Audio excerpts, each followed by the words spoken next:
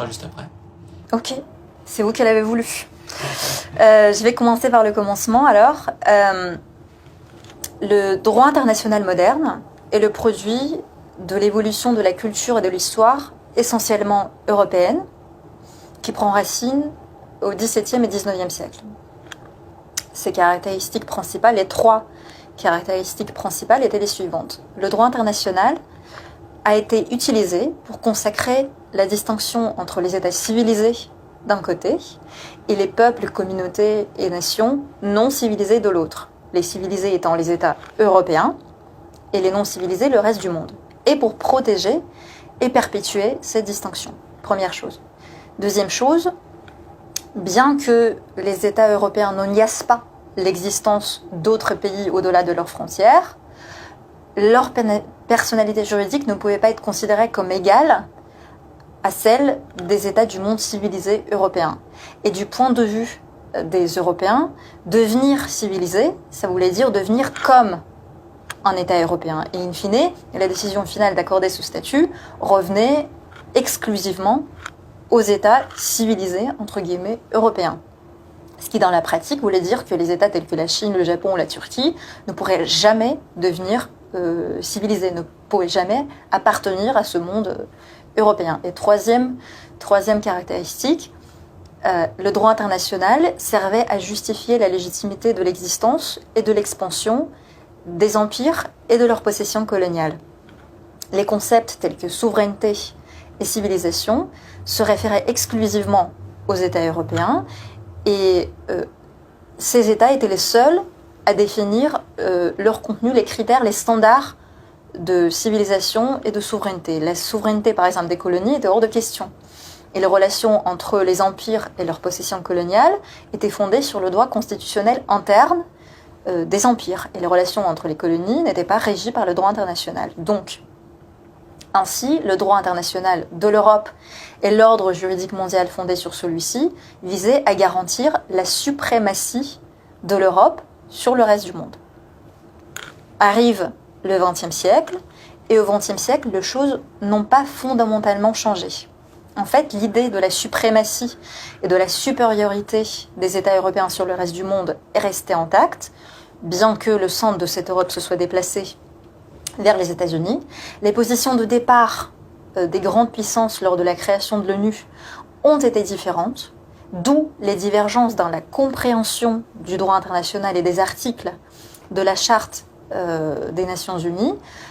Par exemple, pensez-y, la France et la Grande-Bretagne ont travaillé sur les concepts d'égalité souveraine des États tout en restant des empires coloniaux. Pour l'URSS et la Chine, les normes impératives du droit international avaient cette signification progressiste qui sera ultérieurement consacrée dans la déclaration de 1970 sur les principes du droit international, tandis que pour la France, la Grande-Bretagne et les États-Unis, les normes impératives du droit international signifient littéralement, comme la pratique ultérieure l'a montré, égalité souveraine entre leurs États, respect de bonne foi des obligations envers leurs États, non-recours à la force vis-à-vis de leurs États, non-ingérence dans leurs affaires intérieures, règlement pacifique des différends entre leurs États, etc. Donc ils ne reconnaissent pas les autres États comme leurs égaux. Et la légalité des actions de ces États-là, elle est jugée au travers du prisme du regard des États occidentaux avec à la tête les États-Unis d'Amérique. La consécration dans la Charte des Nations Unies des fondements de l'ordre juridique mondial n'a pas conduit à l'abolition de la politique et de la pratique de la dépendance coloniale, ni à l'interdiction de la guerre à grande échelle, ni à l'interdiction du recours à la force armée, ni à l'interdiction de la discrimination. Dans une mesure plus ou moins grande, toutes ces pratiques ont subsisté sous de nouvelles formes. Par exemple, la dépendance économique a remplacé le colonialisme classique. Les interventions militaires et le parrainage d'organisations terroristes a remplacé le recours à la force armée pour s'immiscer dans les affaires intérieures des États, etc. Et ces pratiques, cet état des choses, ne sont pas regardées comme défaillants comme une défaillance du droit international, mais plutôt comme quelque chose de normal, puisque c'est exactement le contenu que les États occidentaux recherchaient dès le départ. Au concept d'ordre juridique universel, de communauté internationale, de valeurs et d'intérêts communs, se substituent les valeurs et les intérêts d'un petit groupe d'États. Et l'opposition à ces valeurs est considérée comme une menace pour l'humanité tout entière, pour le monde dans son ensemble.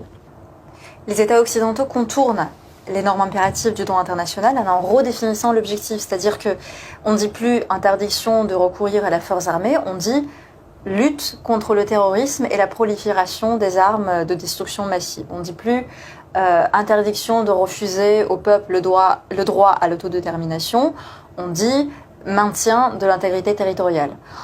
On ne dit plus interdiction de s'immiscer dans les affaires internes des autres États, on dit responsabilité de protéger.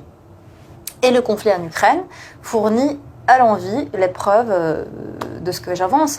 L'Occident trouve normal que l'Ukraine viole le droit international humanitaire. Bombardement de villes non protégées, bombardement systématique. Minage à distance de villes et de villages avec des mines antipersonnelles interdites. Utilisation de la force armée contre des civils. Déploiement de postes de tir et d'armes lourdes dans des quartiers résidentiels. Utilisation extensive et ouverte de mercenaires venus du monde entier. Utilisation de la force armée sur des sites nucléaires. Torture et meurtre de prisonniers de guerre et de civils. L'Occident soutient et facilite des actes de terrorisme d'État comme la destruction de Nord Stream. L'Occident ferme les yeux sur la justification du nazisme, la glorification des criminels nazis et de leurs sbires impliqués dans le nettoyage ethnique des Russes, des Polonais, des Juifs pendant la Seconde Guerre mondiale, la destruction de fosses communes dans les pays baltes, la glorification des criminels et des pratiques des bataillons nationalistes opérant en Ukraine. L'Occident ne trouve rien à redire sur les violations des droits de l'homme. Par exemple, la persécution des dissidents dans les territoires occupés par l'Ukraine, c'est-à-dire la répression contre son ancienne population, l'assassinat des politiques et de journalistes, l'ukrainisation forcée des populations de ces régions, et ça s'applique à toutes les nationalités, la négligence totale pendant 8 ans des droits de l'homme et des libertés fondamentales des habitants des républiques de Donetsk et de Lugansk, par exemple liberté de parole, droit à la vie, accès à l'information, liberté d'expression, liberté de conscience, utilisation de la langue maternelle, etc. Tous ces actes, comme ils constituent une violation systématique et généralisée des fondements, des normes fondamentales du droit international, créent une obligation pour tous les États, en fait, une obligation qu'on appelle en droit international une obligation erga omnes, c'est-à-dire une obligation due à l'égard de tous, de contrer ces violations et de traduire leurs auteurs devant la justice. Et non seulement les États occidentaux ne le font pas, donc ils négligent cette obligation, mais ils pensent même à créer un tribunal international censé traduire en justice les responsables russes qui ont pris de leur côté des mesures pour faire cesser ces violations.